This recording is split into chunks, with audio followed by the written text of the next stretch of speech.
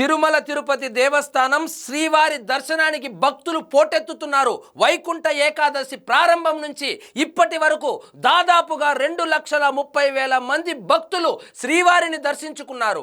ఎవరిని అడిగినా ఒక్కటే మాట, భక్తుల కోసం ఏర్పాటు చేసిన భద్రత సౌకర్యాలు నభూతో నా భవిష్యత్ అంటున్నారు. కూటమి ప్రభుత్వం ఏర్పాటు చేశాక టీటీడీలో రూల్స్ మారింది, రూలింగ్ మారింది. టీటీడీ ప్రతిష్ట దిగజారకుండా, హిందువుల మనోభావాలకు భంగం కలగకుండా, భక్తులకు ఆటంకం కలగకుండా ఎప్పటికప్పుడు చర్యలు తీసుకుంటున్నారు. అత్యంత వివాదాస్పదమైన శ్రీవారి లడ్డు పూర్వ వైభవాన్ని సంతరించుకుంది.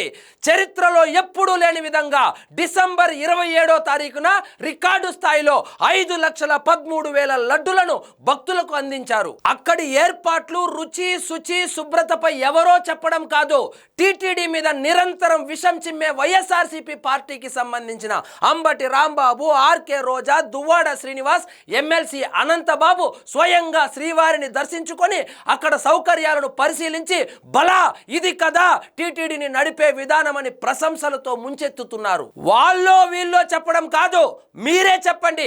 జగన్ ముఖ్యమంత్రిగా ఉన్నప్పుడు శ్రీవారి లడ్డు రుచి ఎలా ఉండేది, ఇప్పుడు కూటమి ప్రభుత్వం ఏర్పాటయ్యాక శ్రీవారి లడ్డు రుచి ఎలా ఉంది అనేది కామెంట్ రూపంలో తెలియజేయండి.